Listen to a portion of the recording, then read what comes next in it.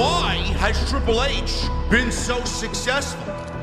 Why is Triple H running WWE better than Vince McMahon and Bruce Pritchard on Monday and Friday night? Long-term booking.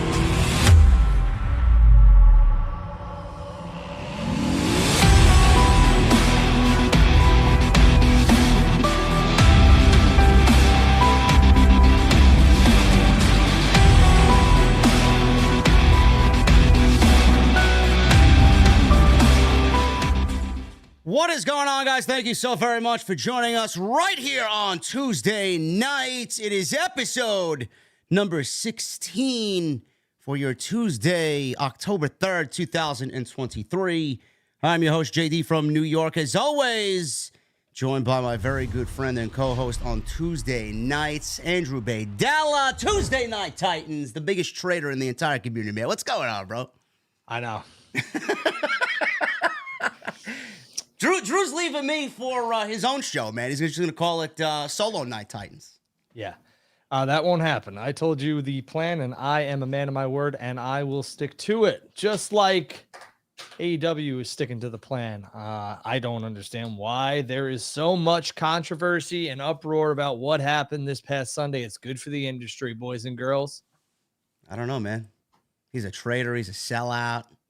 He's Benedict Arnold, whatever else these young kids are throwing out there on social media, man. I couldn't believe what I was hearing. They even complained, bro. They even complained that he came out to Alter Bridge, man. I'm like, what the fuck is wrong with you people, man? We're going to get into all that, man. He gave an explanation on why he came out to Metalingus, why he joined AEW, what he wants to accomplish with the rest of his career, the fact that there was nothing for him in WWE. And, you know, a lot of us thought that it was going to be a part-time gig. This ain't no part-time gig, man. It's a full-time gig over here. Yeah, and I think that's what Adam Copeland, Edge, formerly known as Edge, the Rated R Superstar, wanted. And I said this a couple times on this show. First of all, our show is the best show, bar none, in the game. But we told you on Tuesday what I thought and believed and had heard was going to happen. Yep.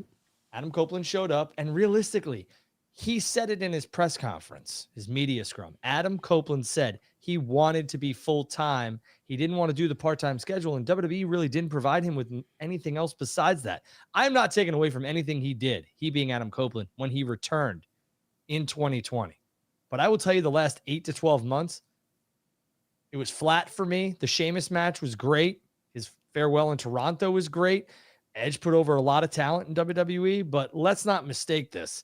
Edge was horribly mismanaged those last 6 months, in my opinion. He was. And Judgment Day felt like a great thing. We're going to get into all this stuff. The Judgment Day, led by Edge, it seemingly ended as quickly as it began.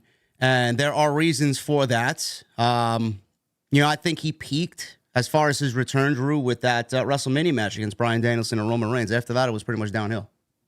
Yeah, and you know what? Like, after the Orton injury and everything else like that, I mean, when he won the Royal Rumble, there was a lot of things that Edge did when he returned. First of all, his catalog and his matches before this were second to none. I'm a huge Edge fan, Adam Copeland.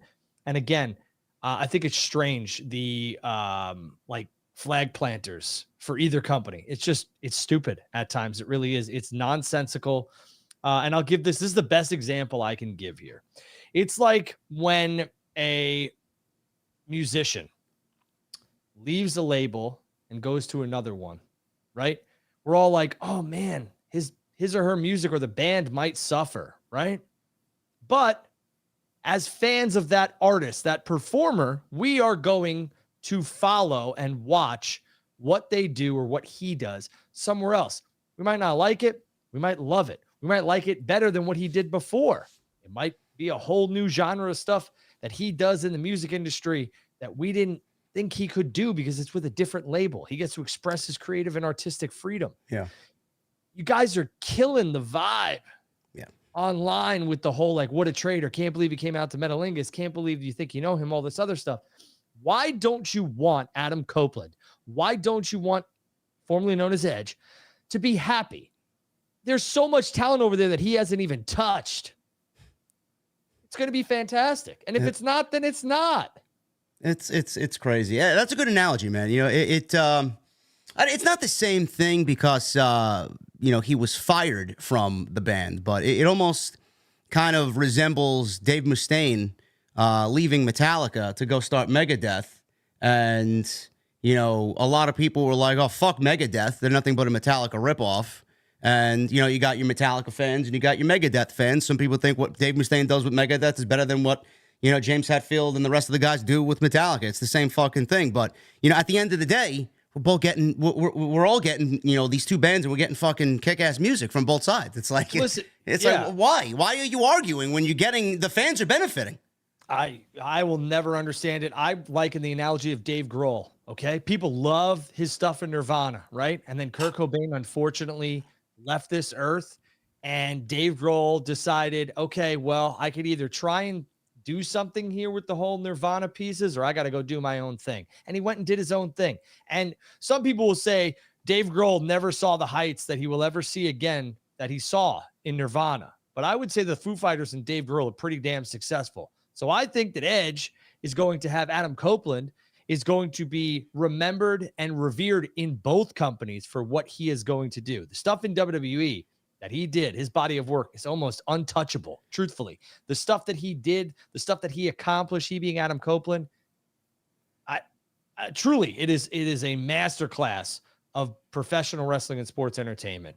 And he will go over now, Adam Copeland, to AEW, and hopefully accomplish the same thing, which I think he will. And I will tell you, the best version of Adam Copeland is Adam Copeland and the Rated R Superstar. Yeah. We are going to see that. You couldn't see that on WWE's programming. They have moved past that. Mm-hmm. Trust me, the version that is going to be. That's also another good analogy, man. Dave Grohl. Where would he have been in Nirvana, drumming for Nirvana? His musical, I guess, kind of IQ and his imagination, his feeling would just be stuck in one place when he started the Foo Fighters and he did his own thing. Doesn't he drum? Doesn't he bass? Doesn't he guitar? He does everything. He sings, right? Look at his musical horizons. Like he's so much a better person now than he was, all those years ago. So that's the same thing with Edge. Chris like Cornell. Another one. I mean, one of the best singers ever. Slave. Yeah. Well, and I can't remember one of my favorite guitarists from Rage, Tom. I can't remember his name. Rage Against the Machine. Tom Morello. Tom Morello. Yeah. He was an Audio Slave, wasn't he? Yeah. Yeah. So I mean, like, it's okay. Edge is an art. Adam Copeland is an artist at heart. The man is a lifelong wrestling fan, and he wants to go paint on a new canvas. Shut up and enjoy what he's doing. Did he get paid a boatload of money? You goddamn right he did. Yeah, he did. Fuck that, man. He's his family's well off. And another thing, before we get on to the discussion, Alter Bridge is 3/4 of Creed, right? Yeah, no shit. So I mean, if you enjoy Creed, you enjoy Creed. I prefer Alter Bridge because they're a little bit more my style, but it's the same band. Oh, I don't like Alter Bridge. It's the same fucking band. I mean, Mark Tremonti wrote everything over there, and he's writing everything over here. So what's the problem? Their musical horizons are so much better, man. It's the Look at Aaron Lewis from Stain. Yeah. He went from Stain to a country act. Yeah. Come on, Hootie guys. and the Blowfish. We can sit here and fucking make musical analogies all night long. It's so stupid. Hey, I don't understand why I can't support Adam Copeland Edge. He left that is the stupidest shit I've ever heard. Realistically, the man is going to go work with a boatload of talent, young talent, and here's the other thing, okay? The man wants to go out on his terms with his best friend. They are living a dream, literally a dream. Adam and Jay are living out their childhood dreams, and you all want to shit on it? It's unbelievable, man. Listen, we're going to get into all this. This is just the beginning. Thank you guys for joining us. We have 1,300 people. We haven't even hit the discussion yet. Follow Drew on social media at Andrew Baydala. Follow me on social media at JD from NY206. Please hit that thumbs up. The super chats are coming on in. We'll hang out with you guys and read through them at the end of the show. And if you guys want to go and check out any of the content that I've supplied with you on the channel, there was plenty of it. It's going to be another busy week, another pay-per-view weekend, and it's going to be a big one. So make sure you guys go check all of that out. Drew, I'll leave it up to you as always. What are we starting off with here, man? Well, I mean, we're going to get back to Edge and Adam Copeland. I think that's going to be like the main event, right? The main course. I want to talk about MJF. I want to talk about what he said in his post-show scrum about the wrestling business, because I like MJF a lot. And when he said what he said, I thought to myself, holy shit. First of all, he's a Long Island guy. I've had my problems with what he did staying in character with kids. Yeah. But it was funny, man. Come on. No. But I will say Max hits every chord that I want him to as a professional wrestler. And I have so much respect for him. And what he said at the post-show scrum, I was like, holy shit.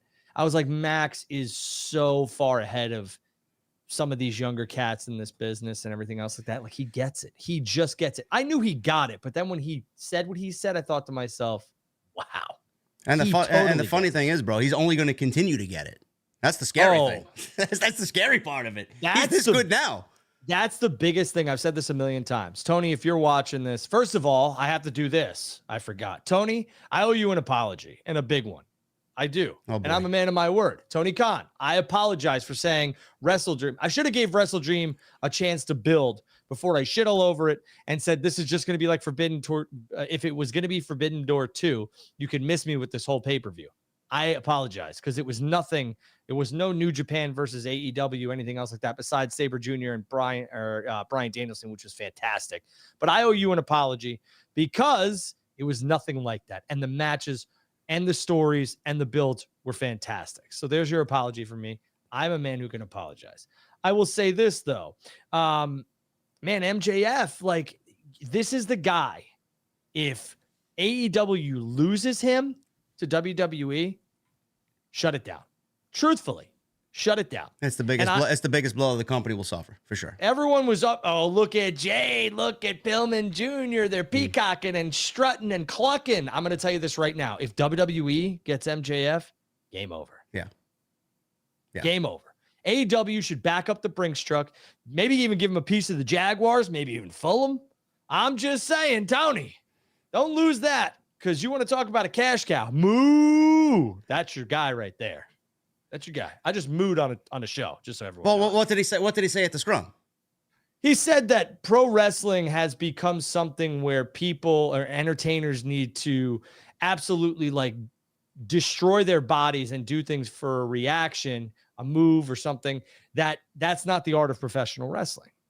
And he's 100% right. He said that, we've basically like hoard out our bodies in moves and different spots so that we can get a reaction from you. And that's not the art of professional wrestling. And man, he's 100% correct. I agree with that. I agree with that wholeheartly. He said wrestling was going backwards and he's looking to take it back to where it needed to be because it was just moveset after moveset after spot after spot after spot after spot to keep building. And he's like, I'd rather try and elicit a reaction. He didn't say this exactly, but this is what he said, he didn't say this, but he's basically insinuated that I'd rather try and get a reaction over a headlock and try and build and everything else like that rather than doing a swanton off a ladder onto a table is basically what he's saying.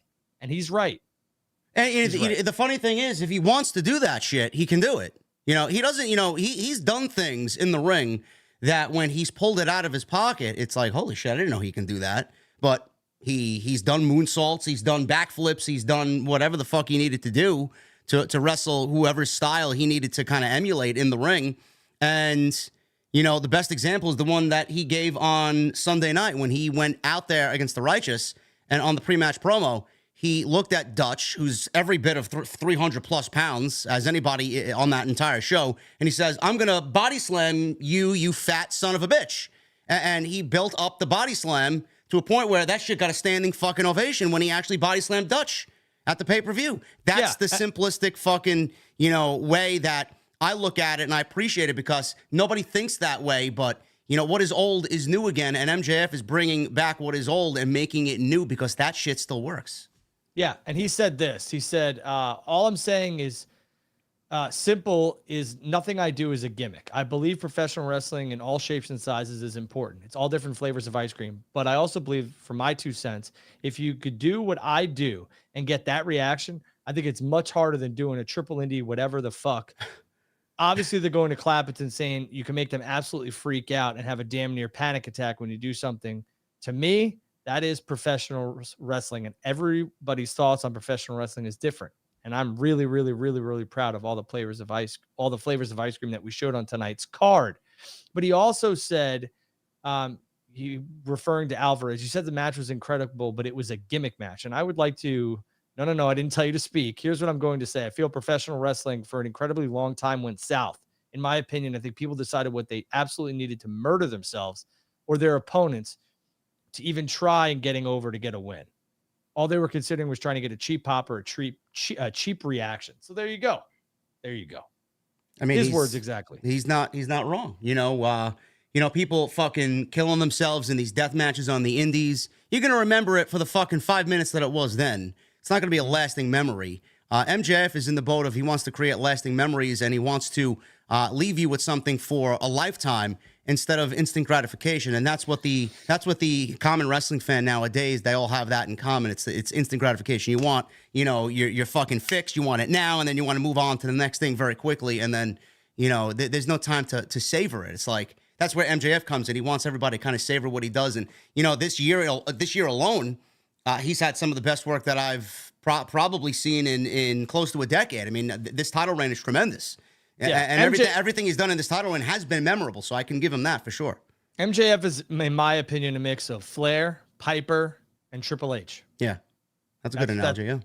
A little bit of Gorgeous George, but I'm just saying he is, Flair ripped off a lot of stuff from, everybody borrows everything. Flair took it to a different level. Yeah. But MJF is Flair in the 80s, Piper in the 80s, and in my opinion, Triple H in the early 2000s. So, and that's some elite company.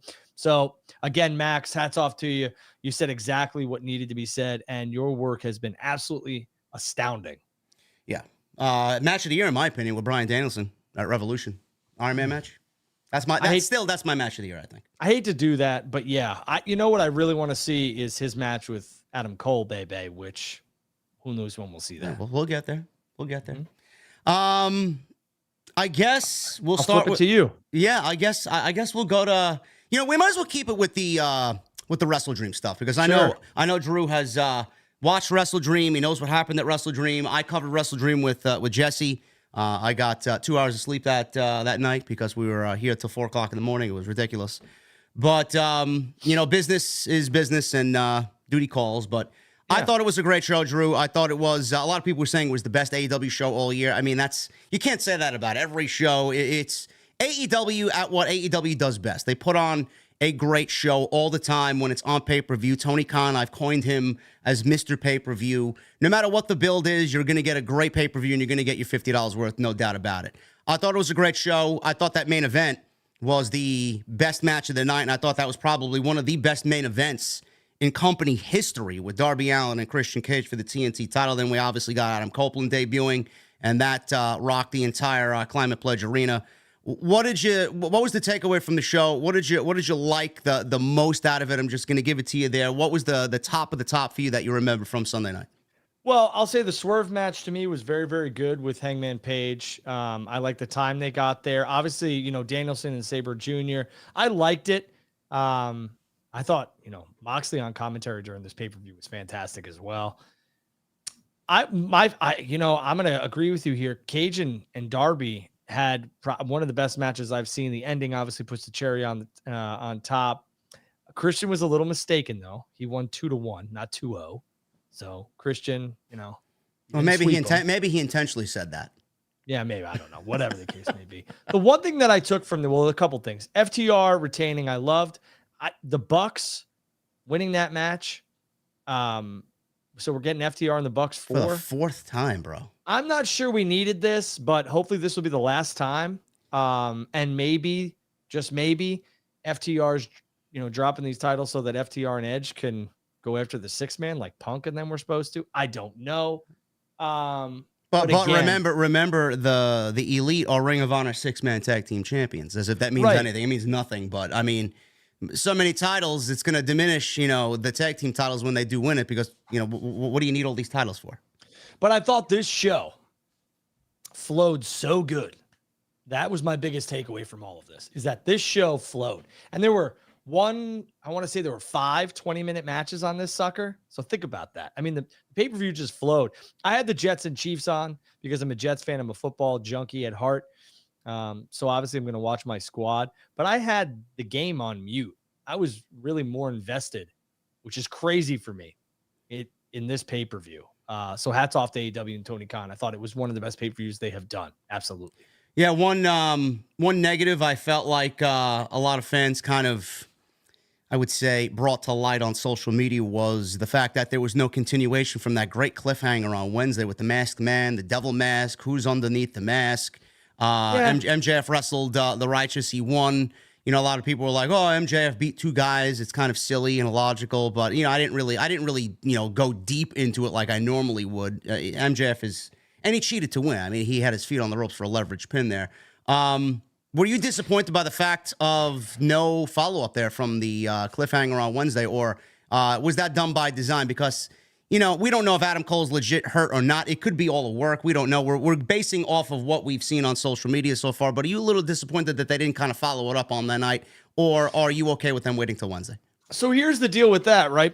Was I disappointed at first? Yes, but then the show ended with Adam Copeland. Yeah. So I don't know how you're disappointed, because it doesn't matter if they had a small continuation of that devil storyline, who's behind the mask or the group. Adam Copeland overshadowed everything on this show. Everything. Excuse me. Absolutely everything. So it didn't matter what happened. And I'm not talking about like he overshadowed the matches. He overshadowed every moment.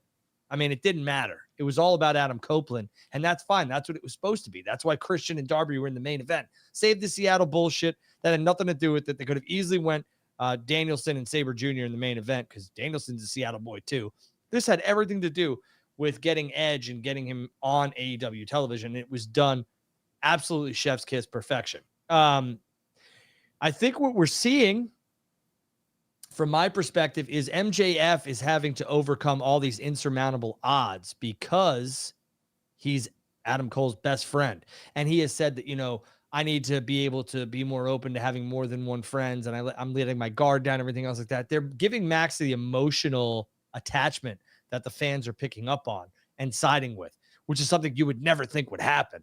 So what I'm starting to see is that Adam Cole is master plan to basically sabotage Max, right? Because he went in a 2-on-1 handicap match. He didn't think he'd get out of that one, and he did. And he's overcoming all these odds. The devil, in my opinion, I don't know who it is. Could be Britt, could be Adam, but I obviously think Adam is behind all this. And I don't know if his injury is legit or not, truthfully. Yeah, we don't know. That's the great thing about it. I mean, if it is a work, it's probably one of the greatest works that I've seen. I know Britt posted those pictures of Cole's ankle online.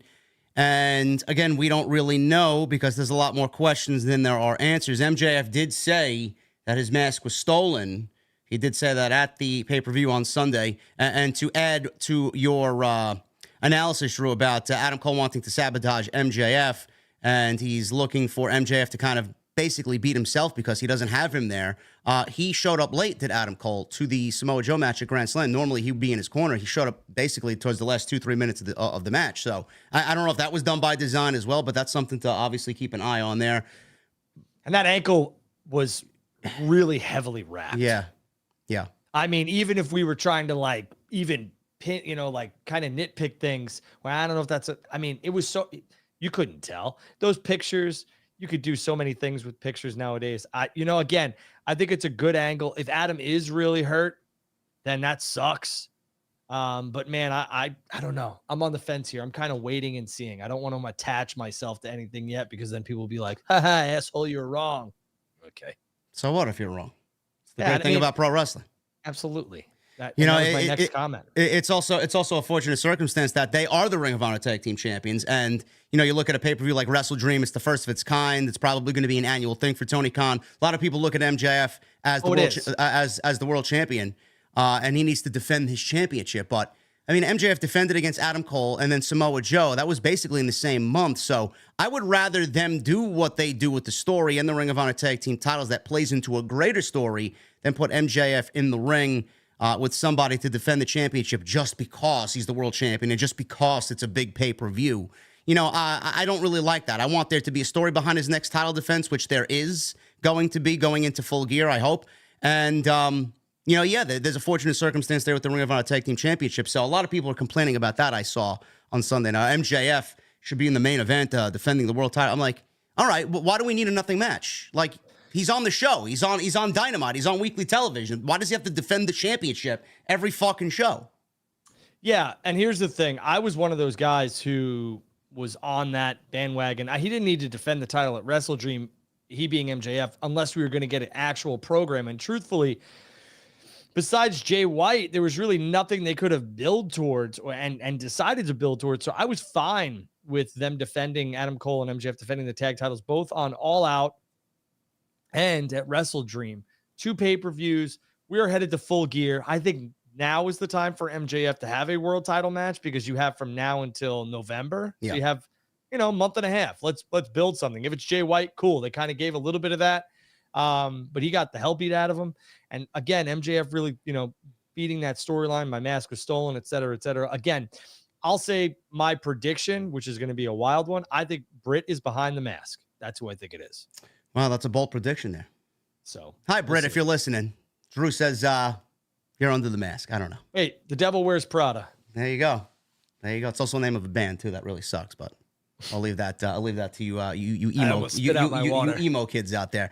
Not my cup of tea. Swerve, Drew. I know a lot of people looked at that Swerve match with Adam Page, and a lot of people are saying that Swerve should be a world champion. He gave a world championship caliber performance. I think it's a little too soon to start putting him in the discussion to take a title off of MJF, but that match, to me, I thought it was the best of his AEW run, was probably the best of his career, and it was a match that's going to take him to the next level. I don't think that's a match that Tony Khan can look at while sitting in Gorilla with the microphone or with the headset in front of that monitor and deny him anymore. He needs to be a focus. The Mogul Embassy is still rough around the edges because of the supporting players. They don't really get enough TV time, in my honest opinion. Brian Cage is fucking great. I really like his ascent, and he's been killing what he's been given. But Swerve. Shout out to Khan. I played football.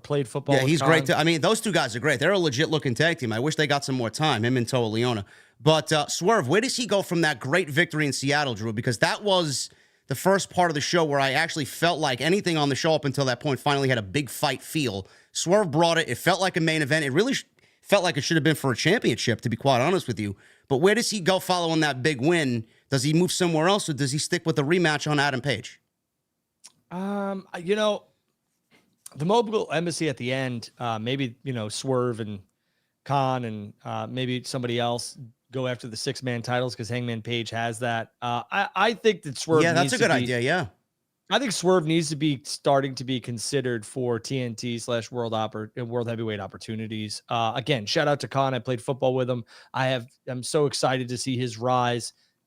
He has worked his ass off, and I wish him all the best. So for me, I like the 6-man idea. I just want Swerve to continue on this upward trajectory. That's what I want, because I think he has so much talent. He obviously believes in himself a ton, and sometimes that can come off as arrogance and cocky and everything else like that. But I think Swerve is one of those talents that you really want to let shine.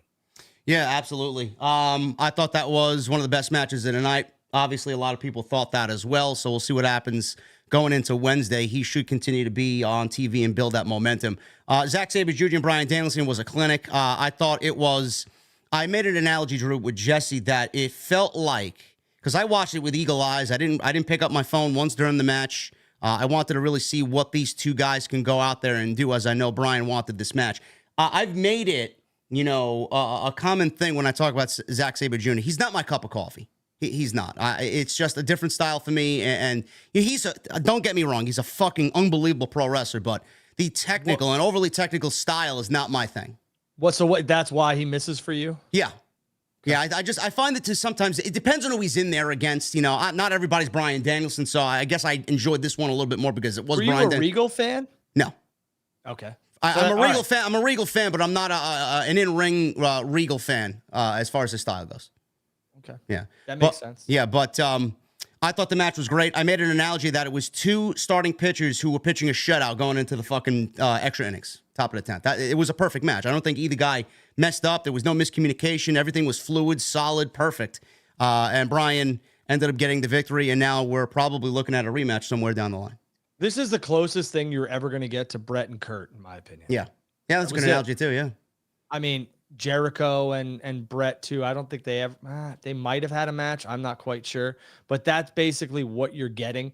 And again, Zach is a fantastic talent, but just like JD, if somebody said you could either have Sabre Jr. or Ospreay, man, I'm getting Ospreay. Yeah. So, yeah. I mean, that's just my cup of coffee is Will Ospreay, but I understand why people love Zack Sabre Jr. and they should. I thought this match was absolutely unbelievable from a technical standpoint. I'm a huge Bret Hart and Shawn Michaels guy. So for me, watching this was really a technical masterpiece. So yeah, absolutely. And Drew did the analogy of Bret and Kurt Hennig, Mr. Perfect. 1993 King of the Ring, one of the most perfect matches you'll ever go and find ever. So if you guys don't know that match, go ahead. There you go. Yes. That whole pay-per-view is one of my favorite Bam, yeah. Razor, and Perfect. You talk about a gauntlet and of 3 different opponents. Fantastic. Man, even that Luger and Tatanka match in the first round. Oh, my God. Bobby Heenan was fucking classic. I love that show, man. Yes, probably a rematch. Don't know where. I'm up for round number 2 for Zack Sabre Jr. to get his win back. You mentioned FTR and Aussie Open. Very good match. I felt like it was in a tough spot following that big 6-man tag with Kenny Omega and the Don Callis family. Kota Ibushi, Chris Jericho on Omega's side, and then you got Takeshita and Sammy Guevara with the Don Callis family and Will Ospreay there. That was a great match, but FTR and the Aussie Open, man, great match. Yeah. Can't say anything bad about FTR. Probably the best tag team on the planet right now doing what they're doing. But, man, did it feel flat. And I said, well, this is what happens when they have open challenges for the last several weeks on every fucking show. There's no legit, story going into this thing outside of Tony Khan booked it because it happened literally 1 year prior to WrestleDream. So there you go. We're going to do the rematch. I mean, you're going to need more than that. And I honestly think with the precursor of the Young Bucks winning their match, it was kind of, I think the fans kind of realized that FTR was going to win this match and retain the titles, and we were going to get FTR and the Young Bucks at the Staples Center in Los Angeles for Full Gear. I mean, I'm not too crazy about anything that's going on with the tag team division, man. It's quite sad in AEW because they got one hell of a fucking division. Oh yeah, I mean, I think that FTR and Aussie Open was a good match, but I mean, like you said, there's no heat, there's no build to it. So and Full Gear's at the Kia Forum. Sorry. Oh, and I'm just wanting because people are be like, well, but it's at the Kia Forum. It's in Inglewood, California. And again, like JD said, Tony Khan and AEW kind of telegraphed this. They definitely televised it. They telegraphed it, in my opinion, because I think FTR is going to drop those titles in Inglewood. That's where the Bucks are basically from. Yeah. So we're going to have to drop those Ring of Honor 6-man tag team titles. I don't really care for the Mogul Embassy to win those titles because they don't really mean anything. I think they're better than that. But, we're going to get round number 4, and I don't really know, any fourth installment that's going to live up to the debut or even the sequel or even the third one. But give me a ladder match. Yeah. So it's got to be a gimmick. It's got to be a gimmick of something because I don't know if they do a standard tag team match 2-on-2. I don't know if it's really going to be all that entertaining, to be quite honest. If they roll into Inglewood in a singles, like a regular match, pinfall match. Yeah, goodbye. I mean, it'll deliver, but I mean, Yeah, nobody's going to end up caring. And then we got the main event, obviously. I thought it was beautifully laid out. Christian, we all uttered the sentiments in the community that he's probably doing some of the best work of his entire career at age 48. He don't look 48. He looks 38, to be quite honest with you. And his gimmick, legitimately, a lot of people kind of scoffed at it, and they thought it was a little out there when he said what he said about Jack Perry's father, and that's where it kind of all began with Jack Perry. And people are loving this Father of the Year shtick that he's doing, and he's like a MILF hunter all rolled into one. I mean, it's just it's fucking great, man. I just love it. And his work, his in-ring work was always solid, in my honest opinion. He's had a great dance partner with Jack Perry and now Darby Allin.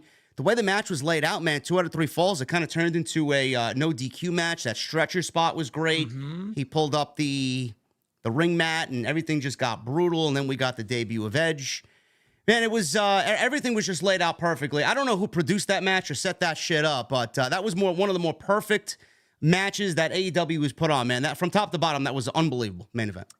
I will say this. I caught so much shit when I said that Christian signing was going to be game-changing and revolutionary. Well, for you didn't AEW. say that at the beginning, did you? I did. I was live there, and I said, Christian Cage is going to change the game for AEW. Now, I thought as a producer / agent, all that other stuff, I didn't think he'd be doing the in-ring work that he's doing. I have always been a huge Christian fan, always. But that doesn't matter. I mean, you can like somebody, and then everyone takes it as biased. But what I said was when they signed Christian, that his mind and be able to produce for AEW would be a huge get. Just like I thought Saraya was going to be a huge get producer backstage wise. And these guys and girls might be doing this type of stuff. I don't know. But I will say that Christian Cage has totally revitalized his career. And that was one of the main reasons why Adam Copeland jumped over there, because he's seeing how much fun Christian Cage is having. And again, if you would have told me that Christian Cage in 2023 would be doing some of his best work, I probably would have said, I doubt it. But man, AEW looks like they stole one. Well, how do you if you're Copeland, bro, and you are looking at your daughter dead in the eyes, and she tells you, "I want you to finish your career with Uncle Jay." What are you gonna do? Right, here's the deal. Yeah, man, he's such a bad guy, man. What is he gonna do in that case? Come on, man. It's crazy. Like, my goal was to make it to professional sports. I worked my ass off to do it, just didn't get there. And then I stopped in college. And my best friend, my brother, shout out to Steve Giroux. If somebody gave us the opportunity to play on the same team together, I would jump on it. And so would he. So, I mean, like, this is everyone's goal. Your friends, your brothers, your family, to work with them or make a ton of money with them. Like, stop it. Like, stop it. That's the goal. That's what everybody wants. Why are we crapping on somebody able to, both men or even both women, whomever, if this is a different situation, being able to work with their best friends, their family, make a ton of money? I just don't get it. I never will. I never will get it. Yeah, I don't understand it either, man. Everybody in AEW unanimously had positive receptions to Adam Copeland joining the company. This is coming from Fightful. In addition to being around, the talent, he's going to be a full-time talent. He's not going to be part-time talent. He's not going to be there some weeks. He's not going to be there every other week. He's not going to be there once a month. He's not going to be Roman Reigns. He's going to be there fucking full-time, bro. At 49 years old, full-time. Stuff. Don't do that. What? Roman Reigns hasn't been on TV since SummerSlam, bro. Come on. Dude, Roman Reigns, we've been over this a million times. There's a difference between a talent and a draw. Roman's a draw. I know Roman's a draw, but he's also the world champion. He's also a major attraction. Less is more with Roman at times. You need him on Fastlane and Payback? The fuck out of here. No, I mean... Do we need more Adam Copeland on AEW? Yeah, there's a void over there. Yeah, and we'll get to that. Yeah. Yeah, but you don't need Roman Reigns on every pay-per-view, premium live event, television. You don't need it. Well, Copeland is going to have a significant presence within the company and has expressed his willingness to help in a variety of capacities. And Copeland, he tried to do that with WWE, during the pandemic era, and I believe even going into, when they were coming out of the Thunderdome. He had a hand in WWE creative on Monday Night Raw. Now, I don't know what exactly he was in charge of or what segments he was, in charge of or had a hand in, but he did have some creative say on Monday Night Raw. One longtime AEW talent said that Copeland spoke about filling the gap that CM Punk left behind and that he'll be helpful and it won't cause any issues internally. That person did reiterate that Punk himself had been helpful to many within the company as well. So, I mean, they were very positive about CM Punk in some instances in that case. But this is one of the more important aspects, Drew, about why Tony Khan brought him in, not only to be a full-time performer, not only to give Adam Copeland the foundation to continue to tell his story until the end of his career, the presence that man is going to bring the locker room, the stress that Tony Khan was under with CM Punk. He's not going to get anything remotely close to that at all. He's not going to get any of that with Adam Copeland. What he's going to bring to that locker room, man, is going to make that locker room so much better when you compare it to what CM Punk did. Here's what I'll say about Adam Copeland. I've had the pleasure of meeting him a bunch. He was extremely nice to my son. Took time to ask my son questions, which he doesn't have to do. And I say that to say this. I think Adam Copeland is going to take a different approach backstage in AEW as well. I think he'll make suggestions. I think he'll insert himself with other talent saying, hey, maybe don't do this or try this. But if they don't want to listen to Adam, the talent, or they just say, well, I appreciate it, I don't think he's going to take are you not listening to me? You want to fight? Yeah. Like, what the hell's wrong with you? Like, listen to me. I know what I'm talking about. You don't. He's not going to take that approach. It just, from everything that I gather from his, the interactions that I've had with him, and the stuff that I've seen, he just doesn't seem like a confrontational dude. No, his demeanor and cadence doesn't really come off that way at all. Right. Like he's like, I'll help you. If you don't want, I'll just go on to the next person that does want my help. If you don't want to help, then I'll just continue to cash my checks and go home and see my wife and kids. Yeah, really. I mean, give me a break.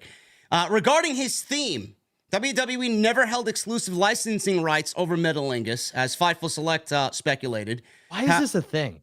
I don't know. I don't know where this came from. However, there were some surprised people within AEW that WWE had allowed the Rated R Superstar trademark to lapse and didn't bother to renew it when it became clear that he was going to leave. Now, you did mention something at the top when we started the show, Drew, that the Rated R Superstar, WWE found no value in that anymore. They don't really, or their television doesn't really call for that type of gimmick and character anymore like it used to back in the good old days. But what does it mean for the Rated R Superstar on AEW as compared to WWE? I know he'll be able to get away with a little bit more on AEW. We're not going to be seeing live sex or anything like that on he's AEW. past that. I know he's well past that. But you guys know what I mean. That was a very raunchy character. How is he going to push the limits to make it different and kind of fit in 2023? So here's the deal, right? I said this in a private conversation with a buddy of mine, and I said, the reason Edge's return to WWE started off so hot and then simmered is because they couldn't give you the Edge we wanted. Yeah. And I don't need him laying on a mattress in the middle of a ring or an inflatable mattress. Which it was fucking great. Let's be real. That was fucking awesome television, But WWE has moved past that, and so is Adam Copeland. But what you will see is you might see some sleaziness from Adam Copeland. You might see some aggressiveness, some hardcoreness that the Rated R Superstar, that he built his brand off of that. He was the ultimate opportunist and everything else like that. I think you're going to be able to see that more in All Elite Wrestling than you ever could in World Wrestling Entertainment, because we're talking about two completely different companies, not to mention AEW's TV 14. WWE, for the most part, is PG. So we're not seeing the Rated R Superstar even watered down in WWE. You're going to see that in AEW, in my opinion. And the trademark thing is interesting because I'm surprised WWE let it go. But, they saw no value in that type of star anymore. They just wanted Edge. And again, in my humble opinion, okay, Edge was going to AEW 4 years ago. He just didn't, because WWE was like, whoa, pump the brakes.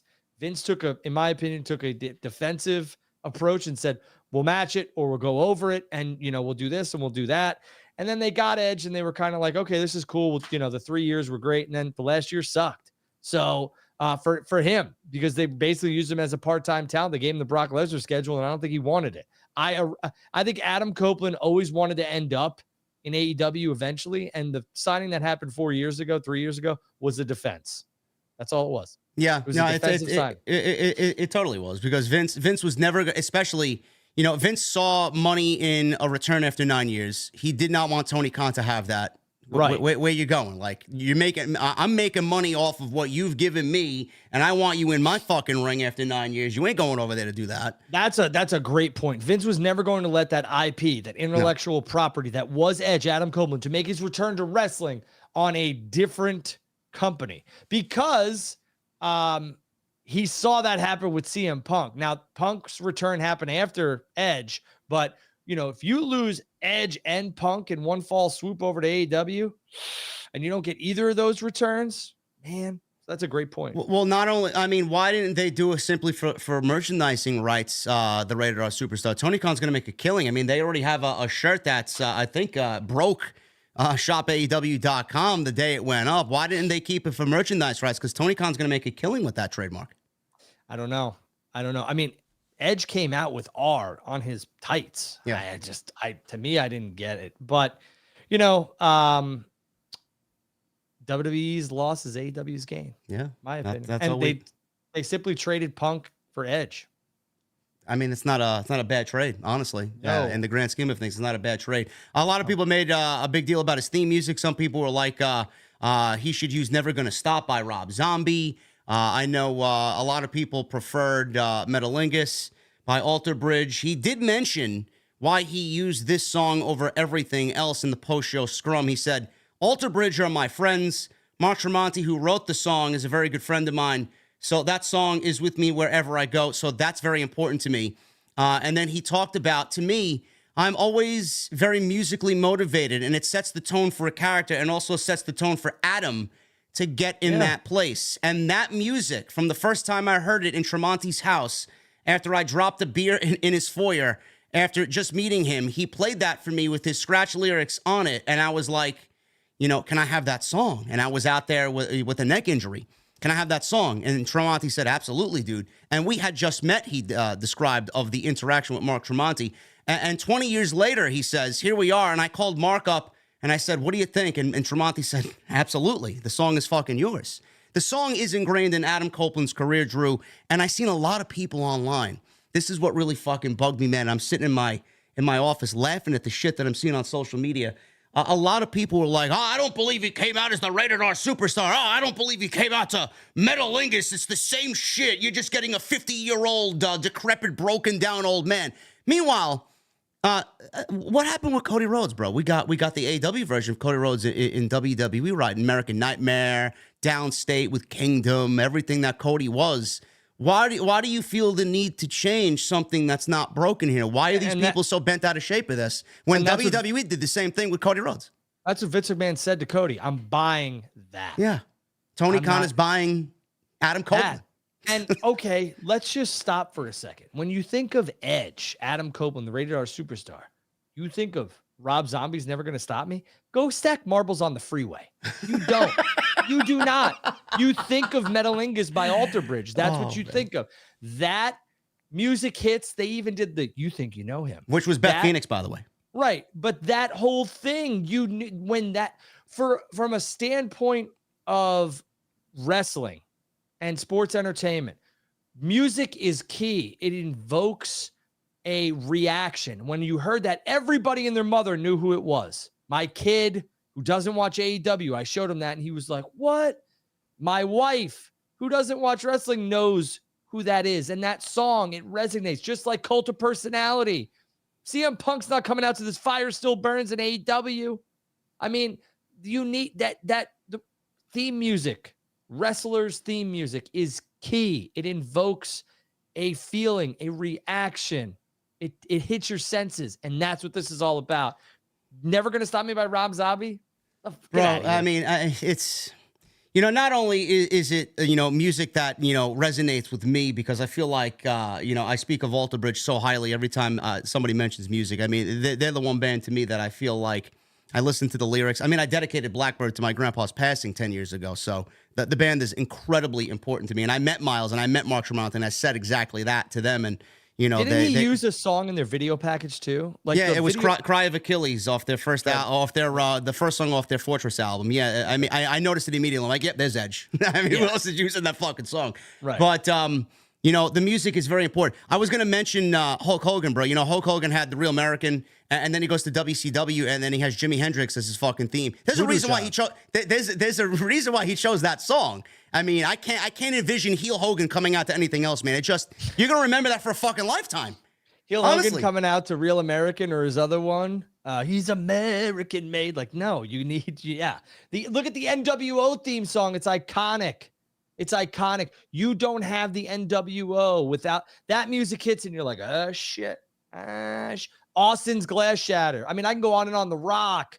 I mean, it's Shawn Michaels. I mean, Bret Hart's guitar riff.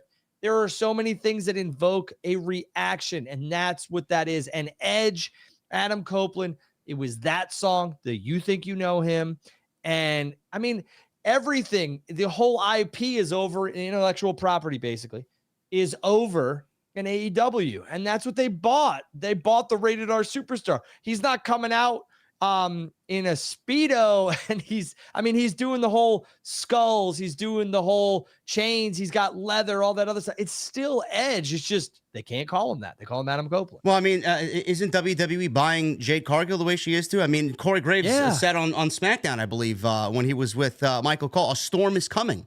Yeah. What the fuck you buying? You're buying Jade Cargill from AEW. They're not changing anything. They're going to change her theme. They're going to change her, a slightly appearance, I guess. I don't know what type of ring gear she's going to have, but you're getting Jade Cargill from AEW. You're not getting anything else. I mean, a lot of these people on social media, when WCW bought Macho, Luger, and Hogan, did they change anything? No, they didn't. The only time they changed somebody was Hall and Nash. And even Scott Hall was very similar to that Razor Ramon character. Yeah, he had the toothpick, he had the fucking accent, he had the grease back hair, the chains. I mean, why do you need to change anything? Like, you don't. Why? Those people need to go stack marbles on the freeway. Why was the reaction so bad? Like, I understand AEW going to WWE. I know a lot of fans were upset with Cody, Drew. Why was this such an overwhelming reaction and backlash to Edge going to AEW? Like, I haven't seen this in quite some time. I don't even think we've seen this at this level when Cody jumped ship. I think more people were happy to see Cody back home and,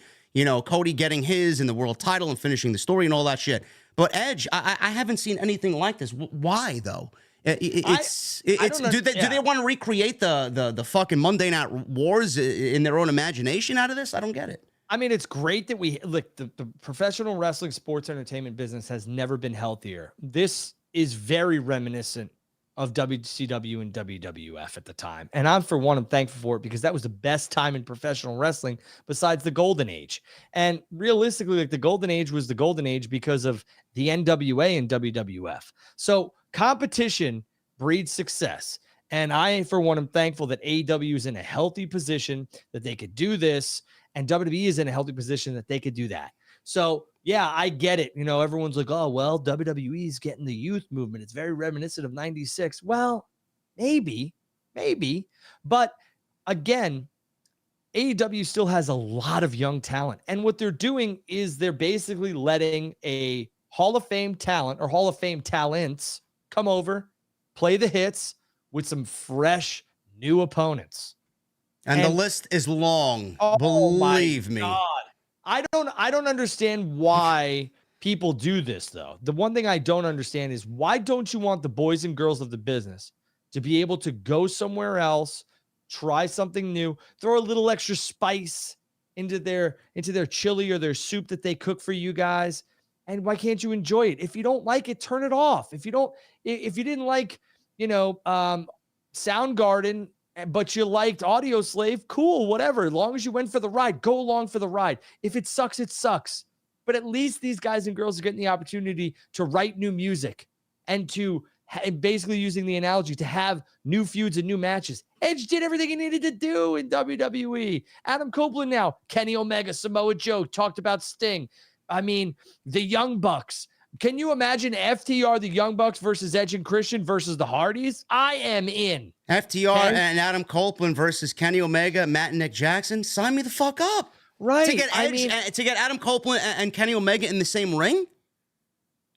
Yeah. Adam Copeland, MJF. Adam Copeland, Swerve. Adam Copeland, Bryan Danielson. I mean, Adam Copeland, Darby. On the roster is long in AEW, and I think we should just be thankful that Adam Copeland is getting the opportunity to continue to do what he loves after it was stripped away from him. If there's one guy you all should be rooting for, it's Adam Copeland on both sides of the fence. I will never understand this.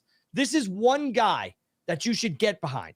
He is a fantastic human being, and he had this all taken away from him all too soon, and he came back, and now he's getting to write more hits, hopefully with AEW.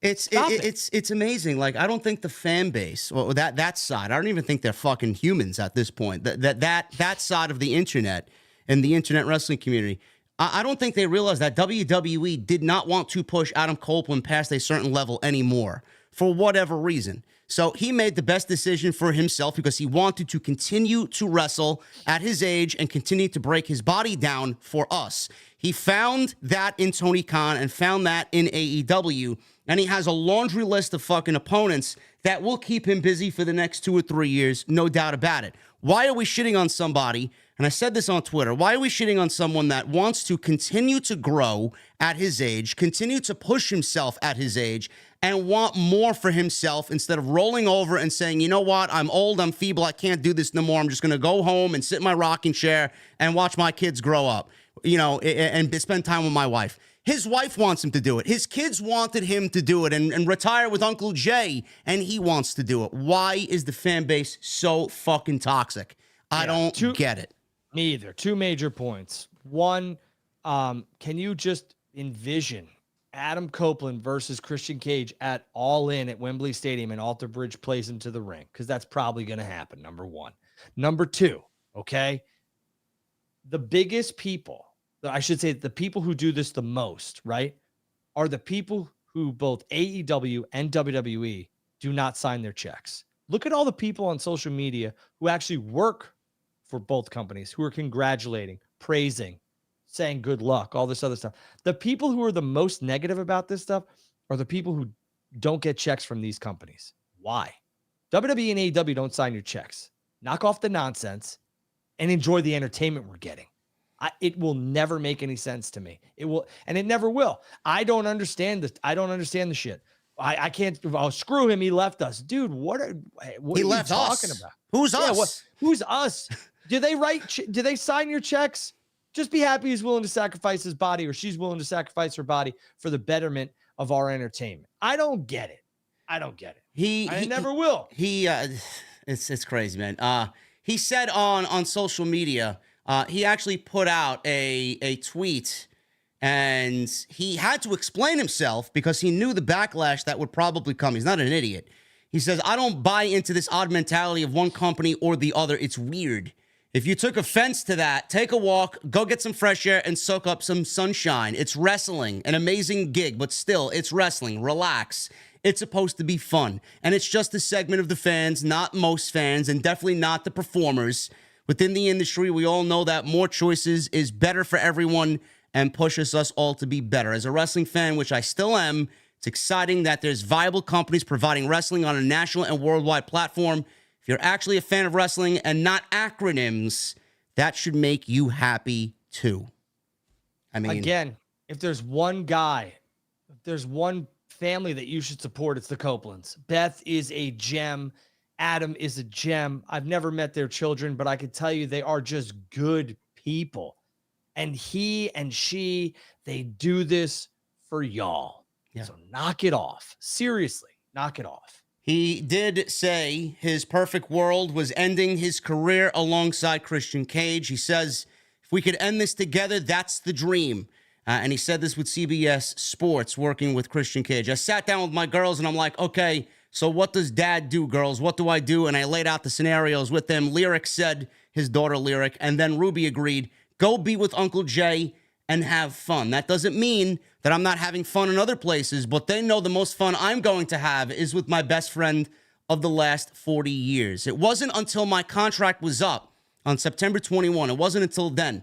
So it was really, really quick to get everything done and get everything dialed in, figuring out so many things like getting with Alter Bridge and getting the music and doing all of those things. There were like 9 or 10 days. I didn't know immediately, but I thought that's where I wanted to go. I really thought that working with Jay again was what I wanted to do and how I pictured it in a perfect world. Beth even said, what's your perfect world? I was like, my perfect world is that I end my career with Jay.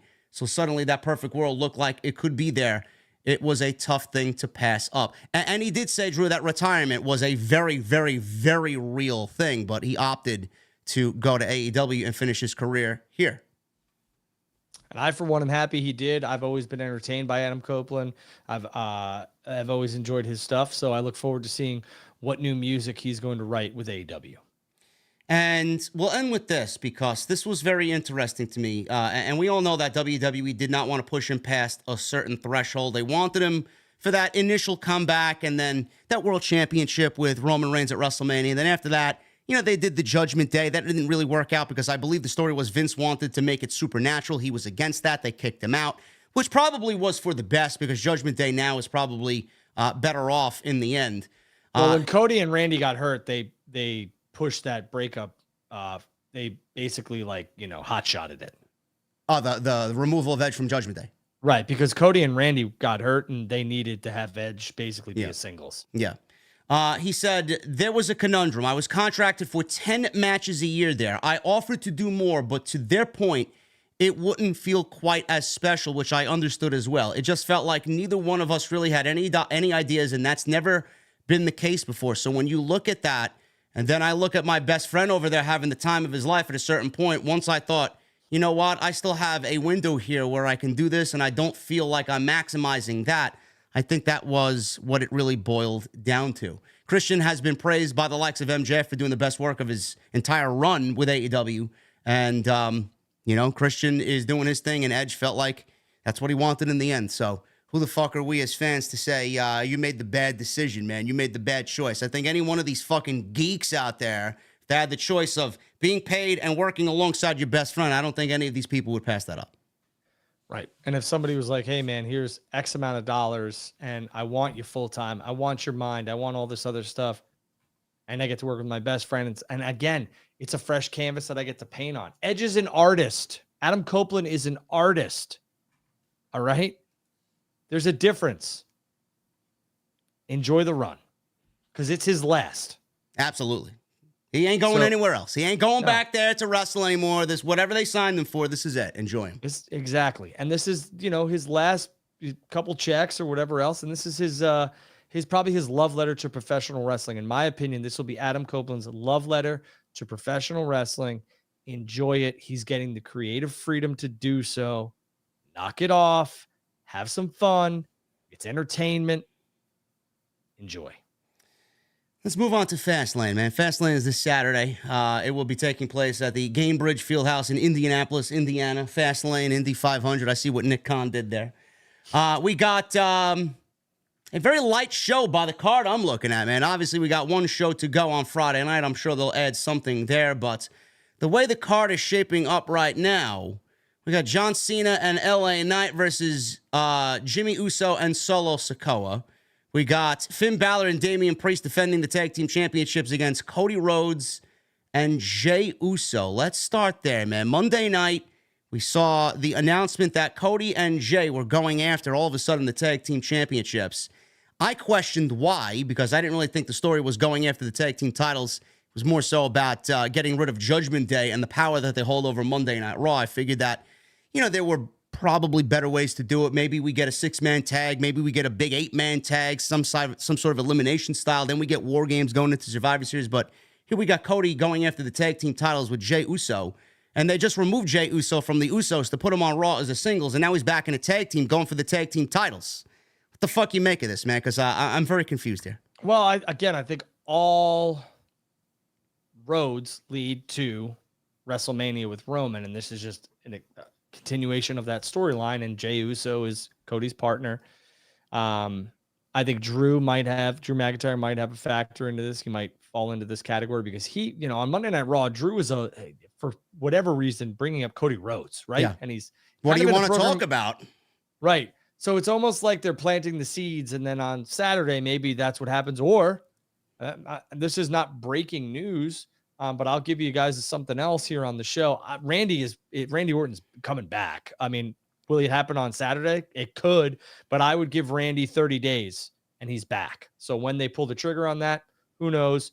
But Randy's coming back and he's going to look bigger than ever, and they need it. WWE needs it. So could Randy interfere in this match and take out Cody? I don't know, but I will tell you this. If Cody and Jey Uso win the tag titles, I'll come on here and say, I don't know what the hell they're doing. Well, listen, I said this on my Raw review last night. I know they're teasing tension between all the members of the Judgment Day. I don't know what's going to happen with Dominic Mysterio and Trick Williams tonight on NXT. They got a rematch for the North American Championship, and Rhea told Dom, if you don't win the title back and bring it back to the Judgment Day, then don't come home.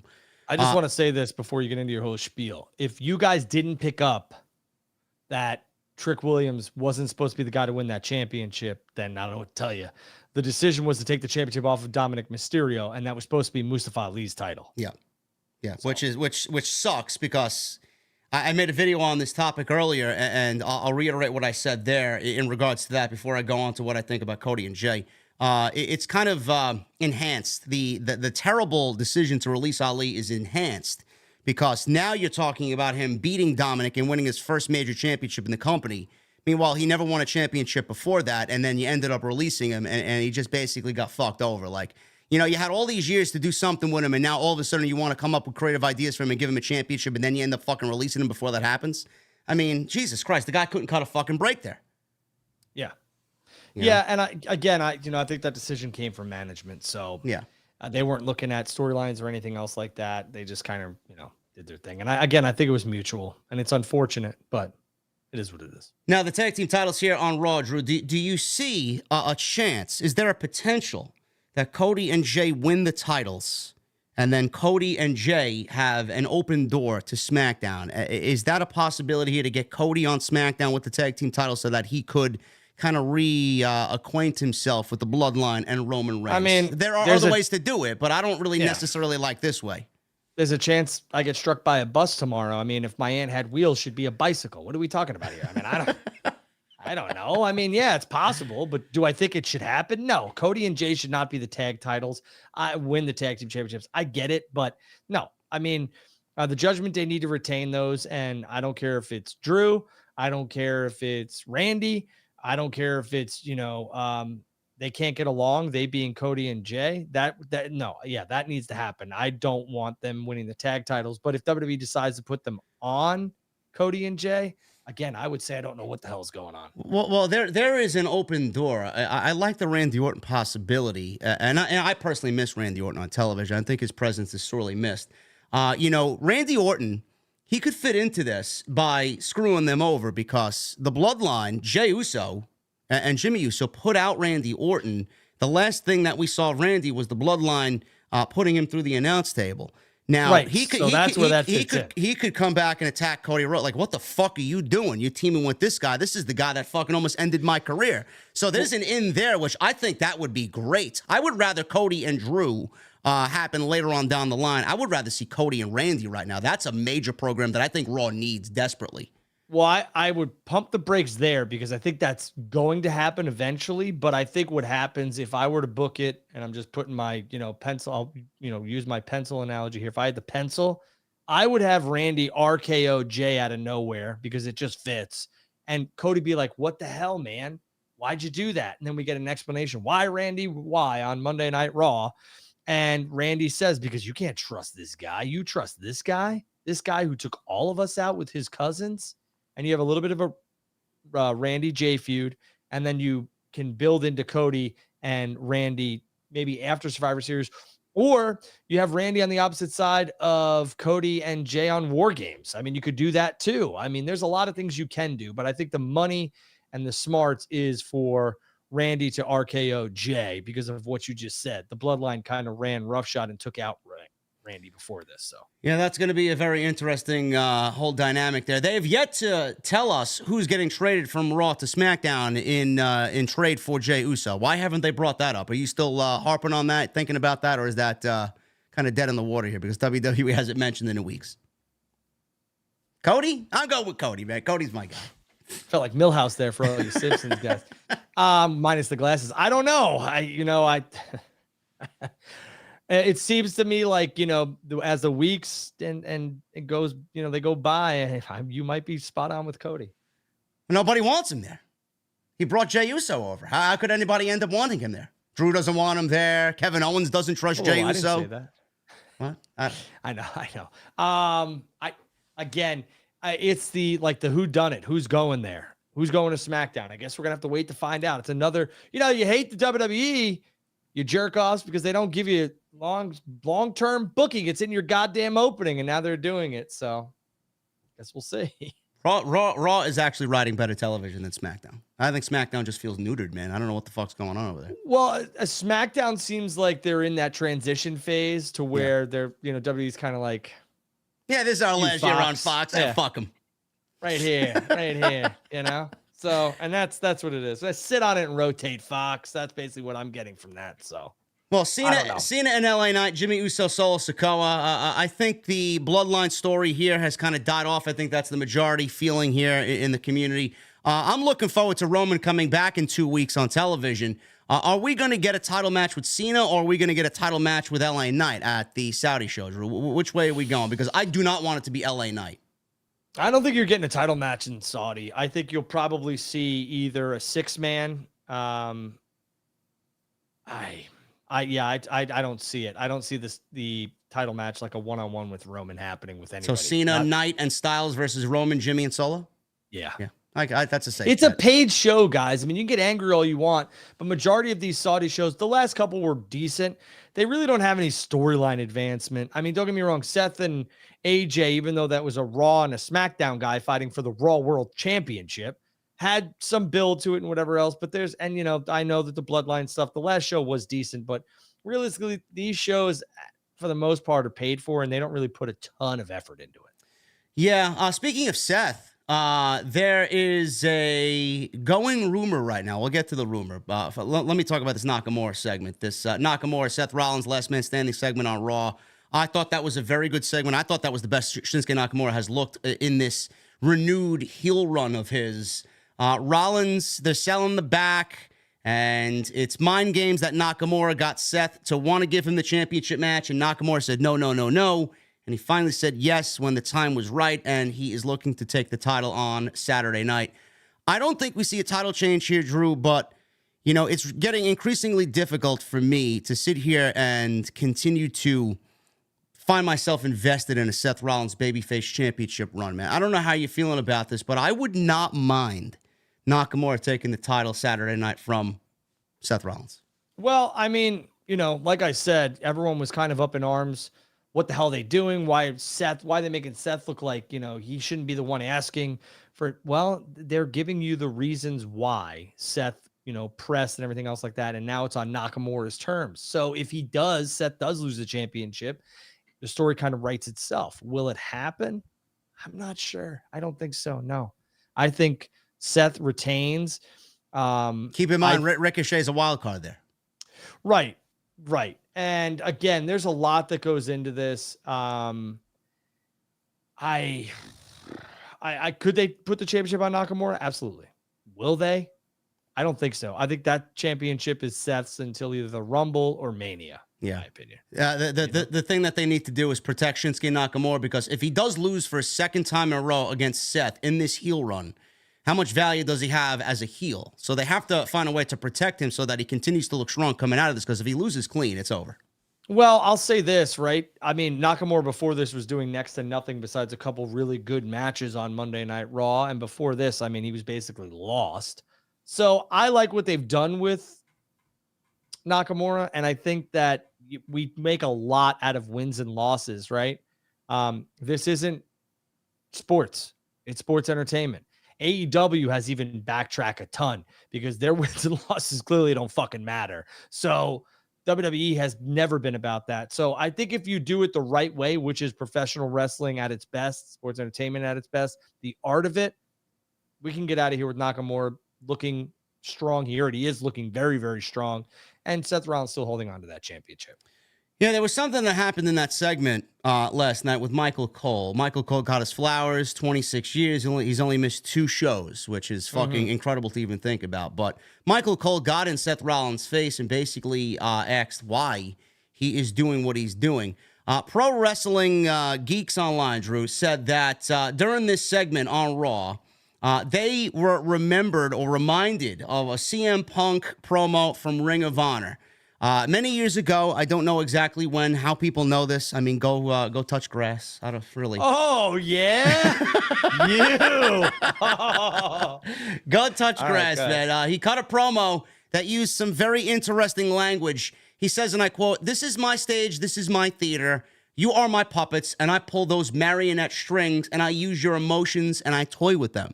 Because honestly, I get off on it." Now, on this week's Raw, during this segment with Nakamura, Cole, and Rollins, Michael Cole asked Rollins before Nakamura attacked. He said something about how about being a manipulator. He calls him all these different nicknames. He's known by the architect and the visionary and all this other shit. How about the manipulator? Puppeteer at times, but it seems that this time around, you're actually the puppet. Now, fans were very quick to point out the similarities in those promos that many thought it was a CM Punk dig or even a tease for his eventual returns to the company. There's obviously a lot of speculation right now. There's no real solid clues here, but Rollins has mentioned something about being the best in the world on multiple occasions. Cody has mentioned something about being the best in the world. What are we doing here, man? Are they teasing something, or does Triple H, have fun with the fans at his own expense, man? Well, two things. One, if Nakamura does defeat Rollins at Fastlane, yeah, I mean, there's always a possibility. Again, like I said, I get struck by a bus tomorrow. There's always the possibility that CM Punk is going to end up in WWE. I'm not going to play the what if game, but I will say this. If you don't think that AEW has struck a nerve with WWE, breaking news here. John Cena will be on NXT next week when Adam Copeland makes his debut in the ring. What? AEW. Yeah. So there you go. John Cena's headed to NXT on a Tuesday night. What could John Cena possibly do or need to do in NXT next Tuesday, bro? I don't have a notepad here, but I'll maybe I do. Hold on. Let's see. I'll tell you. Dude, that is the most laughable thing that I think I've ever heard this year, man. Here you go. This is who John Cena is going to have a face-off with at NXT, and this is my prediction. Braun Breaker. You got to be. That's the only logical. Or Carmelo Hayes. That's it. That's it. So if you don't think that WWE was like son of a bitch with Edge, even though they kind of saw it coming, Adam Copeland, and he's wrestling next Tuesday on Title Tuesday, he being Adam Copeland, they just answered with John Cena. Mercedes. Well, you could do that, and the other thing I want to just throw out there, I've seen a lot of you WWE flag planters, which drives me nuts. Like, it's okay to like both. It's okay to watch both.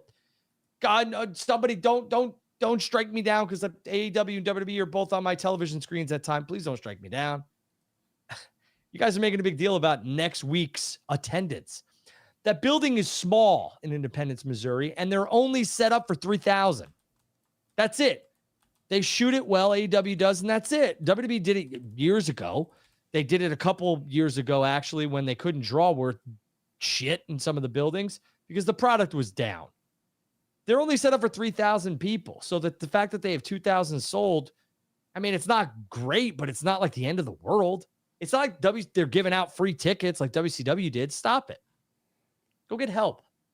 Man, I tell you, man, that AEW effect is not a mirage anymore, man. It's not a fabrication of everybody's imagination. It's a real thing. I mean, when you put John Cena on NXT because Adam Copeland, is on AEW for the first time ever, and all the Edge fans are going to want to see it. Yeah, I do think this is counter programming. So what are they going? They're going Carmelo versus Braun Breaker, and John Cena is going to be in Braun Breaker's corner next week. That's what they're doing. Why are they doing Mello and Braun Breaker again? Who knows? I mean, but the fact that so basically, here's what I'm going to give you the best analogy I possibly could, right? I showed my son, and for all you be like, oh, your kid, who cares about your kid? Well, I hate to tell you, but that's the new audience that both companies are trying to capture. So my son saw the Edge AEW debut because there was nothing in it that I thought he couldn't see. He's only 7. If he now sees that John Cena is going to be on NXT, John Cena is his guy. So is Edge. So is Roman. He's 7. He doesn't pick heels or faces. He just picks people. He's going to be like, wait a minute. Cody's just announced for NXT next week too? Right. Right. So this is what I'm saying. Now you got Cody and John on NXT, and my son would be like, oh, I want to see that. Because he originally, Dad, can I see the Edge match on AEW? I said, well, let me watch it first and we'll see. So he was very interested in that. But now you have Cody and Cena on NXT. My 7-year-old's going to be, I need to watch NXT, Dad. I need to watch NXT. So there you go. Man, I don't know. Tony Khan, he's going to have a tough time there, man, next Tuesday. What is he going to do to sway the ratings in his way, man? Tony Khan ain't going to sit down and take this lightly. I'll tell you that right now. Speaking of which, I think we should go live on Thursday next week. No? You got NXT and AEW going head to head. But I mean, I'll leave that up to you. Yeah, we could probably do Thursday. I'll get with whoever I need to get with, and we'll figure things out there. Unless you want to do a post-show review show, I'm down for that too. But I just don't want to. We'll talk about it because people ask me, are we going to get a Drew Jesse and JD AEW Dynamite review. I'm like, I don't know. I don't want to fucking bother this guy multiple times a week over here. I'm available. Call my agent. I'm available. Okay. Yeah, that's hilarious, man. That's funny. The AEW effect is certainly real. We'll talk about that when the time comes, man. Oscar's on it now. Jesus Christ, is this even NXT anymore, man? Oscar versus Roxanne Perez. Bro, they're just throwing shit at the wall now, man. Come on, bro. I can't wait till they're like, and don't forget, Shawn Michaels makes his in-ring return. Jesus Christ. Cody Rhodes versus Ilya Dragunov for the NXT title. Is that happening? I don't know. I wouldn't be surprised at this point. Oh, man. God. That's fucking hilarious, man. A major announcement from Cody Rhodes on NXT Live next week. Listen, Is he getting traded? That's all I care about. Listen, you want to box? Let's box, and that's what WWE's doing. Let's box. Bro, they're shaping this show up to be the highest rated show of the fucking year, man. What the fuck is going on? Oh, NXT is going to, listen, the Adam Copeland effect on AEW was going to be big on Tuesday, but you can fucking forget it now. I mean, The Undertaker shows up next week. You guys are fucking killing me, man. I mean, I'm going to listen. The AEW, Adam Copeland AEW is going to pop a big rating, but it's not going to touch the NXT rating. Sorry. No. NXT is going to beat Dynamite in the ratings. And then the fucking no-life geeks who need to touch grass and touch sun or feel sun on their skin, they're going to brag about it for fucking months to come.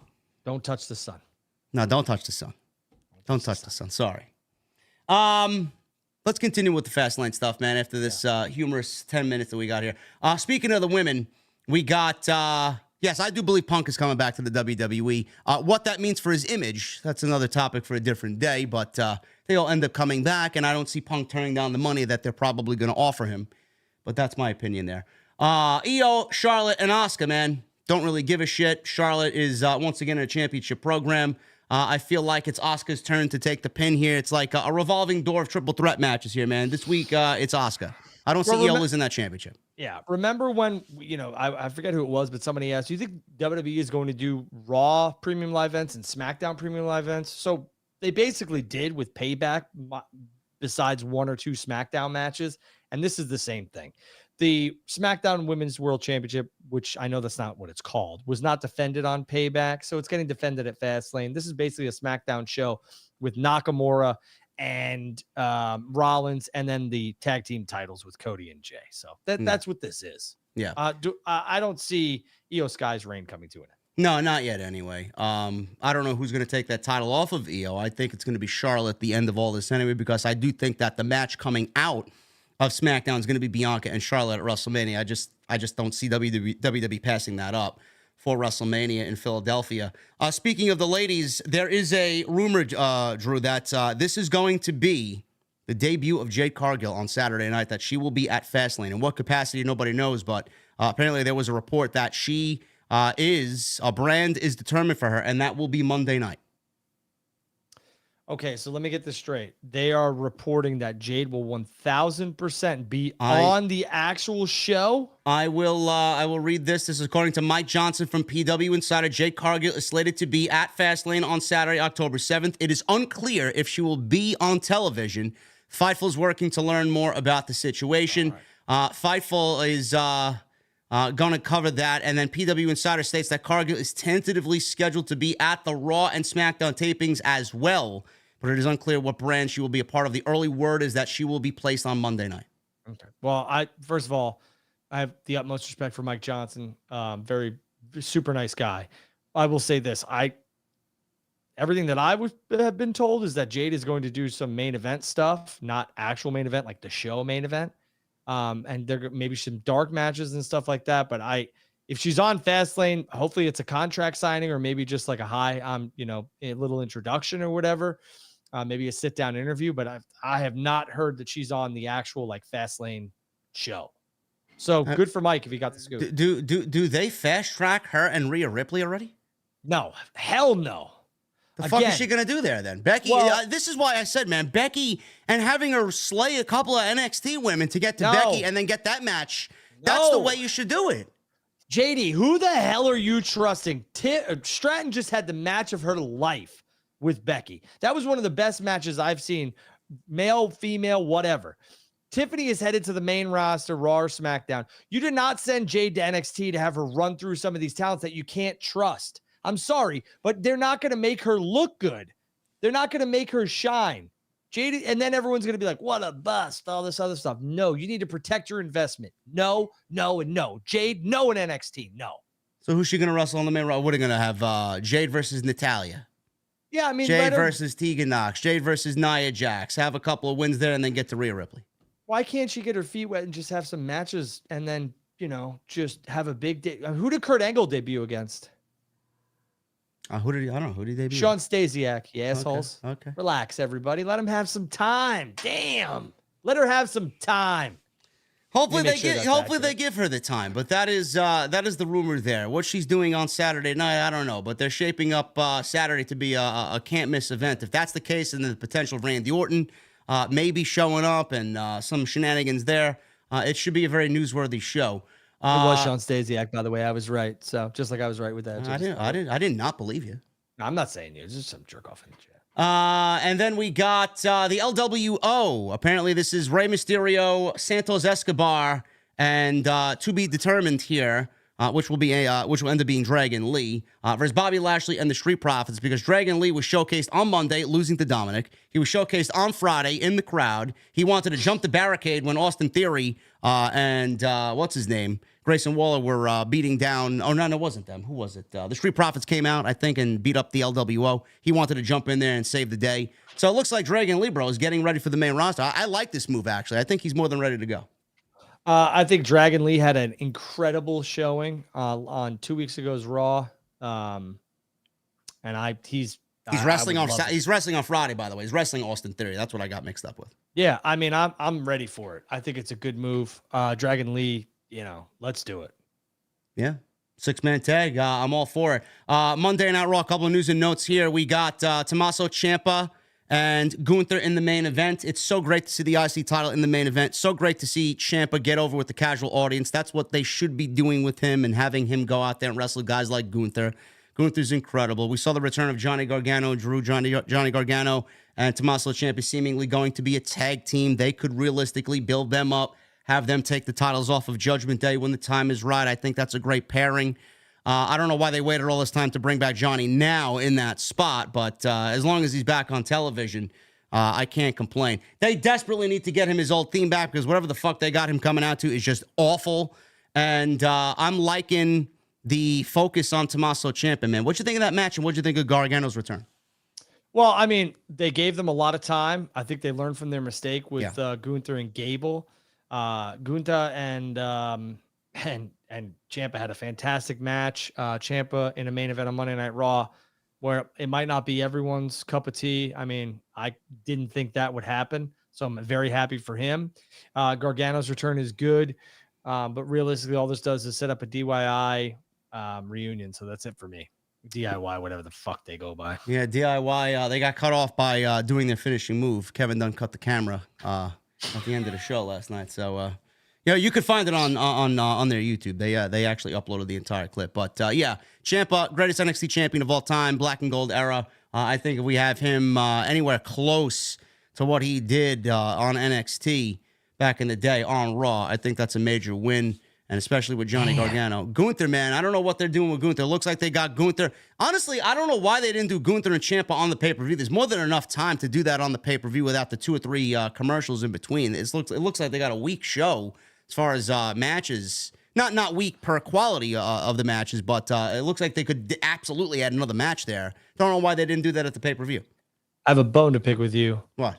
Ciampa is not, well, it's your opinion, so you're entitled to it. It's wrong. But Ciampa is not the best NXT champion. That would go to Adam Cole, in my opinion. Nah. All right. Tommaso Ciampa's heel run. You want to box me too, you piece of shit? No. No, you don't have a punchable face like the other guy does. Oh.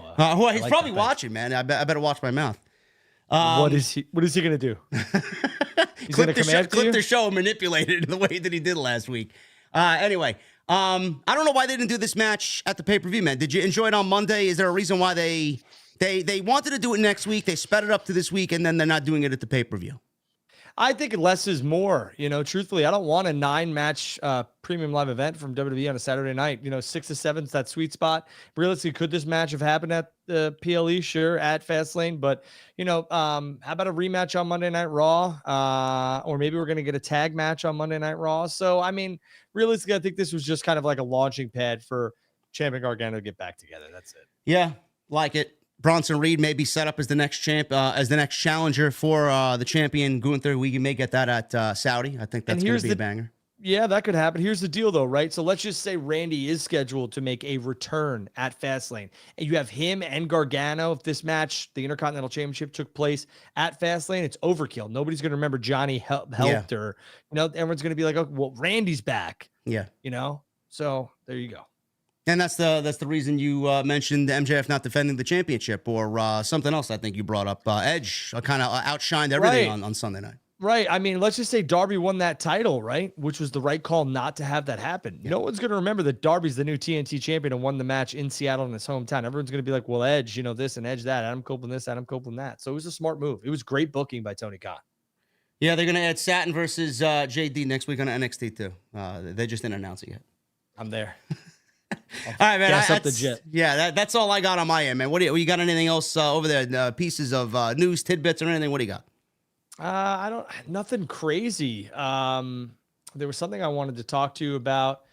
I believe it was, RVD. RVD addresses his interest in doing part-time run in AEW. First of all, do you want to see this? And then I'll get into his comments. If it's a part-time deal where he comes in and does a story, leaves, wants to come back and work with somebody else, I don't mind it as long as he's not taking up a good chunk of TV time on a consistent basis.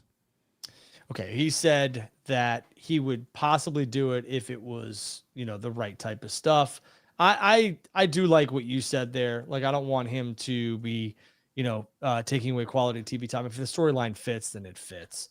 Let's talk about Edge real quick here. Adam Copeland. He did say that he was really proud of his Judgment Day success. He also said that the talks with AEW started 9 days before his debut. Do you believe that? Do I think they started 9 days before? No. I think he told Christian that he was on his way there about 6 months ago or so, but did they rush to get everything completely finalized in the last 9 days, knowing that he was going to be there and kind of gave his word? Yeah, I think that could be misconstrued, but I do think that he was there in mindset already, not 9 days ago. And do you think his return run, the biggest accomplishment minus, the Royal Rumble here and main eventing of WrestleMania, was the Judgment Day? Because look at what they're doing now. It's funny. Was the Judgment Day his idea? What was the entire concept his idea? The group, the name, the obviously the music, another Alter Bridge song called The Other Side. I mean, I think it fits perfectly. Was it all his concept? That's the thing. Mm-hmm. Yeah. So, yeah. I mean, there's just a little glimpse of what Edge is capable of creatively, and they are probably the most powerful group in WWE right now. And to close this portion of this, Dominic Mysterio just won back the NXT North American Championship. Sorry for the spoilers, but it just emphasizes my point that this was never going to be something where Dominic was walking out of No Mercy with that championship. It's unfortunate that this happened to Trick, but Trick had a short championship run, but that title was going to Mustafa, and then they were going to screw Mustafa on NXT the next night, not screw him, but have him, eat a pinfall. So realistically, I think that's why the decision was made. So you think that what they did with Trick Williams here basically would have happened sequence for sequence with Ali? Yes. Just plug and play. Yes. I don't know why they didn't abandon ship there and change course. Like, why are you going to give that title to Trick Williams only to put it on Dominic literally 2 days later? Well, I think the story is that Rhea was away, right? So when Rhea was away, the Judgment Day was crumbling. They don't have a de facto leader. It's Rhea. I don't know, man. They should have just gave the title to fucking Dragon Lee and called it a day. Like, I don't know. Like, it wasn't impactful when he lost the title to Trick. I'm like, right. Why? Why are you doing this? It just felt like it was nothing. Like, it was so anticlimactic. And now you put it back on him. Who's he going to drop the title back to? Dragon Lee's going to be on the main roster. Wesley could potentially take it. Ali's not there anymore. Who's next? Like, I don't know. NXT's a mess, man. I don't know. Listen, that pay-per-view was great on Saturday night. I enjoyed the shit out of it. I thought Carmelo and Ilya was fucking unbelievable. I thought Tiffany Stratton continues to blow me away, man. She is fucking unbelievable. You know? It What seems now? it's What now? I see this guy's face. What now? I don't know if we're getting Paul Heyman or Roman Reigns next week on NXT. I'm gonna check into this one, but it seems like that's happening too. You gotta be fucking kidding me, man. Roman Reigns on NXT? No, I don't think that's happening, but Paul Heyman is talking on NXT right now. Interesting. Oh, God. Man, that AEW effect is working overtime tonight, man. You knew WWE was going to do something. Title Tuesday, Tony Khan's got to go back to the drawing board here, man. Hey, Mercedes, what are you doing on Tuesday night, man? I would change the Adam Copeland match to a tag match. Have Luchasaurus and Christian taking on Edge or Adam Copeland and Darby. Yeah. I wasn't too sold on Luchasaurus and Adam Copeland anyway. Quick. You know? Anyway, that's all we got for you guys. We're going to get into the super chats. I appreciate you hanging out with us. We had 2,000 plus, upwards towards 2,100 in here on a Tuesday night. You guys are awesome. Follow us on social media at JD from NY206 and then at Andrew Baydala on Twitter. And make sure you guys hit that subscribe button down below. Turn on the bell for notifications. And if we can get another 250 likes in the chat, I would really appreciate it, man. Let's try and get as close to 1,000 as possible. WWE's big mad that Edge left. I don't know. You don't say. They're taking it very personal, man. Wait till Punk gets over there, what they're going to do with Punk. Telling you right now, Triple H is going to let CM Punk go out there with a live microphone and say whatever the fuck he wants, man. He should do it in Chicago. Yeah.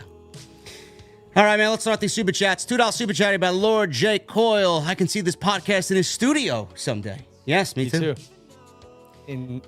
Right in New York City. Yeah. Leo Sanchez with a 17 months. No message. Thank you, Leo. As always, appreciate you, brother. Beyond the script of the 199, lots of reports stating Jay debuting at Fastlane. What she does, I don't know, man. Maybe a contract signing. Maybe she gets that takeover spotlight and waves to the crowd. You know? That would be a smart idea. Have her sit her in the front row. I don't hate that. Yeah. Mike Johnson's normally got really good information, so I'd be shocked if she's not doing something. Yeah. Jason Barker with a 100 in super chat. My guy, Jason Barker, always coming through. I've been getting hit up on social media all week about Jade Cargill and Edge. I'm trying to talk to people about stopping the tribalism. People have to start considering touching grass. Bro, it's a battle you're not going to win, man. People have, the entire community operates off of one brain cell. Seriously. I cut grass. Listen, I cut grass too.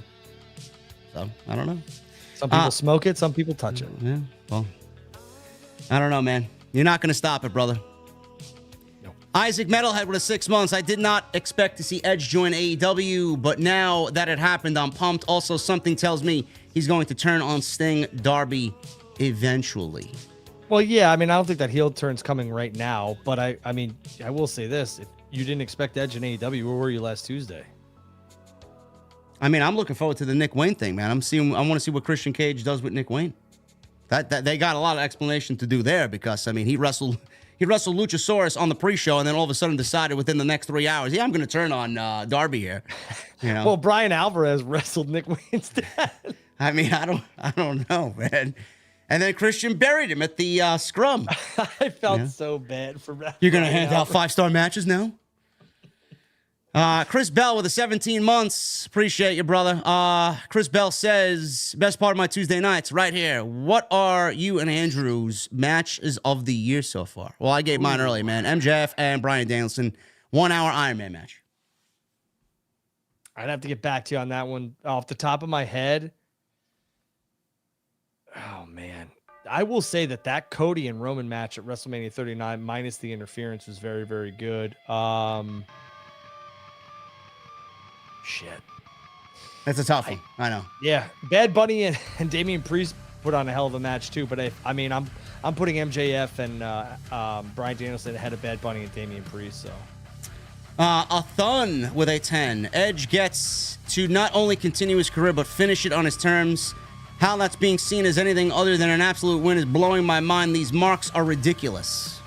I agree with you, brother. Nick with a 12 months. I feel like Cody is the only one to sell out because he seemed to make it a us versus them mentality, and the fans latched onto that. I don't know if I necessarily agree with that, man. What do you think about that? Cody made it an us versus them mentality by going to WWE? Cody wanted to finish his story. He wanted to win that world championship. I mean, you guys make a lot out of nothing, dude. And Paul Heyman has announced that Roman Reigns has given him the task of being the coroner of Braun Breaker next week. Yeah, because John Cena's in the other corner, right? Give me a fucking break. So stupid. Nothing makes sense. Well, Braun Breaker's not family. He's got a hell of a tan, but he is not Samoan. No. Beyond the script with the 199, another one, but Edge bashed WWE. When? No, we didn't. He never bashed WWE. Yeah. He only praised them.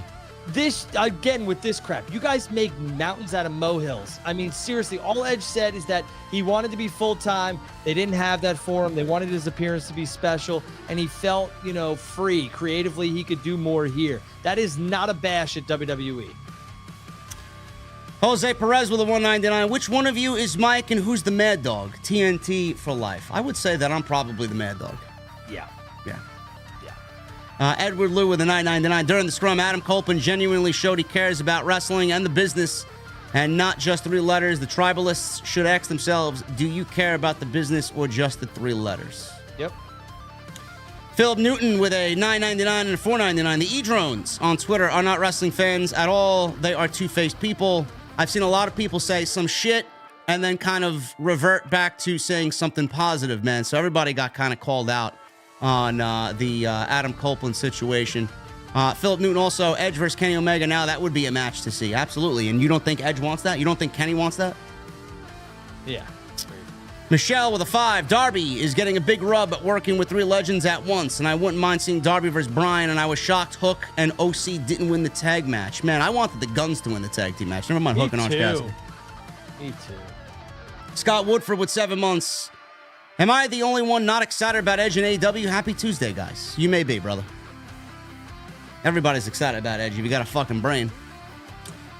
Juan Lopez with 2. Father Christian is going to use Edge's kids in a feud. I wouldn't be surprised about anything. Okay. Coy Stallings with a 499. The Adam Copeland Talk is Jericho interview is going to be a banger. It is. I haven't listened to the podcast in a while, but I will definitely listen to that one. I like that. Yeah. Will Chisholm with a 5. Edge also helped the Judgment Day by letting them keep his music. It makes them feel cool. Thanks for the song, Edge. Yeah, that's a great song in itself. The Other Side is a great song. Jonathan Charles with a 499. Would Undertaker been as over as he was? You think if he kept Bruce Pritchard as his manager instead of Paul Bearer? No. Well, I'm not taking anything away from The Undertaker, but Paul Bearer added a lot to the entire dynamic that was The Undertaker. The Young Bucks just put out a tweet saying, Cody and Cena, how cute. You don't think they're planning something now? Come on. It's going to be a good night, man. It is. Who wins? Us. Do. Yes. Jonathan Charles, thank you, brother. Beyond the Script with the 499. What's up, JD and Drew? I was thinking, what if Edge sways Sheamus to AEW? He hasn't won any gold in a while, and I'm sure he's frustrated. That's a good point, man. I could see that happening. He's already on his way over there. Yeah. I could see that for sure. I could see Drew McIntyre going over there as well. I think if they give Drew what he wants, which is a heel run, a nasty heel run, and kind of like he's almost like Kevin Nash, but nasty heel, I think that could work. We got Armando with a 999. Awesome show, guys. Never fails. I tried to DM you, Drew, for recommendations when I go to Minnesota, but I'm not X-verified. Can I DM you my email, JD, and give it to Drew? Keep up the good work guys. Sure, Armando. I'll get that to Drew. You don't need to be verified to DM me, buddy. Just DM me on Twitter. What's your @ Put it in the chat. JD, whatever it is, let me know. Yep. Krauser with a $2. They must have some stars on the show to showcase. What do you mean by that? I mean, there's stars everywhere. Billy Sizane with a 10. Hey, JD and Andrew, great show, but it's sad WWE is desperate for ratings next week. Bring in Mercedes. We may be getting that next week if she is able to go, brother. Listen, I understand where you guys are going with this whole Mercedes Moné stuff and that counter programming. It's not there. It's going to be tough to beat Cena and Cody. Yeah. Three Kings with the 14 months. Can we get a Gunther and Roman walk by or stare off? The final two bosses of WWE acknowledging each other, even if nothing comes of it. I want to see it. I said this about the CM Punk thing, man, in my video earlier, in regards to the whole fans thinking WWE teased CM Punk or continues to tease CM Punk in his return. You know, I was always under the impression that Vince McMahon would never give away a match that has zero chance of happening, or the possibility of it is next to nothing. So, you know, it's all going to rely on Vince McMahon to bring CM Punk back. Does he bring CM Punk back? It's going to be up to him. I don't know. I mean, if you really want to start taking shots at AEW for taking your talent, you could bring Punk. You could wait for Starks, because I think that's happening, Yep. but who knows? Jedi Joker with 2. Let's go Phillies. Good luck in the postseason, JD. I would not sleep on the Marlins, man. Don't sleep on Florida or Miami. Though I would rather play Miami, because the Braves has handed Miami quite a terrible season series. 3-1 Phillies, bottom 7. Michael McGahee with a $4.99. Nothing. No message. Thank you, brother. Fiore's Nation with a $4.99. What's up, JD and Ticket Drew? Another Tuesday, another banger with TNT. The show is really becoming the show on Tuesday nights. Well, we hoped it would be, and we are glad that you enjoy it, man. It's the only beginning. Michael with a $1.99. Were you shocked that Adam got the Rated R moniker? Yes, but I also thought that WWE had the trademark for that, and I was surprised that they didn't keep the trademark more so than he came out with it. Me too. Will Chisholm with a 5. I'm just ready to see WWE say CM Punk show up on NXT next week. Well, that's not going to happen, because I'm sure he has some contract clause where he can't show up anywhere for a couple of I think he's months. unavailable until November. Yeah. Jericho, $15 super chat. Jericho, 8131. There are 3 guarantees in life: death, taxes, and Drew's morning double espresso being interrupted. Hey. It is. Filthy Slimes with a $1.99. Think this leads to Cena and Roman 3 at Crown Jewel. Maybe. Possibly. I mean, they could. Maybe. That's a good point there, brother. Salvatore Soria with a $2 super chat. No one called Naomi a traitor when she went to TNA. That's a good point. Next.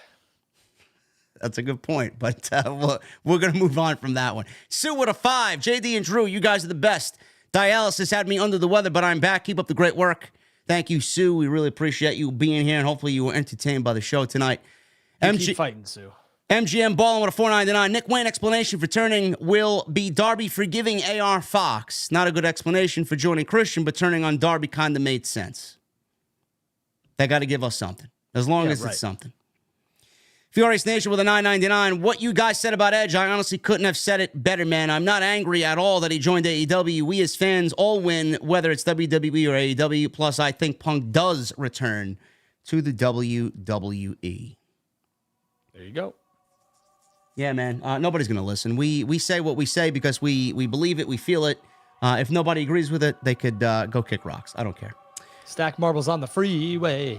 Daniel Rodriguez with a new membership. Thank you, Daniel. Appreciate you, brother. Aaron Warren Drums with a $4.99. If the Usos are supposed to be separate on both brands, why are they still teaming with a partner at Fastlane? Because WWE, I guess, needs to load up their show? I don't know. There was no real star power at the top on that show. It looks weak on paper. It does. Fiore's Nation with a $9.99. AEW effect is indeed real. John Cena on NXT is laughable and desperate. And have you ever heard of the story of The Miz being kicked out of the locker room years ago until The Undertaker let him back in? Yes, I did. I think JBL told that story. Yeah, yes, and obviously NXT, having Cena and Cody is a direct correlation to Adam Copeland's debut. Yeah. And Daniel Rodriguez with a $9.99. Problem is that people on social media, we all know who they are, who claim to be fans of WWE or AEW, are clout chasers and instigate, and the community falls for it consistently. Stop giving them the attention. Or just stay off social media altogether. Problem solved. You could. Yeah. And my guy Big Hodge with a $5 super chat. JD, you are overdue for a visit, but love the overall vibe and analytic perspective of the show with Drew. Mad props. Love you, Hodge, man. Miss you very much, brother. And we appreciate Hodge. kind words, man. Thank you. Drew, that's all we got, man. Any closing words before we get the hell out of here? No. Enjoy yourselves. No. Enjoy your family. Pro wrestling is an escape from reality. Enjoy the entertainment. Stop flag planting. Just enjoy. Stop flag planting. You heard the man. Anyway, guys, I will be back on Wednesday. I'm flying solo with Dynamite. Can't wait to see what Adam Copeland has to say. Jesse's going to a concert on Wednesday night, so I'll be doing the show by myself. And then next week, we will keep you updated, man, since it's Title Tuesday and Monday Night Raw Part 2 over here on NXT. We will figure out when this show happens next week. It's looking like either Wednesday or Thursday, so we will keep you posted on that. I will let you guys know immediately as soon as I figure out what I'm doing on my end here. But I appreciate you, man. Thank you for tuning in. 2100, love it. Love the energy. Make sure you guys follow us on social media at Andrew Baydala, at JD from NY206. Hit that thumbs up. Thank you for the super chats tonight. And go check out all the other content on the channel. Drew and I will be back next week for you right here on Tuesday Night Titans. Until then, guys, take care and have a good night.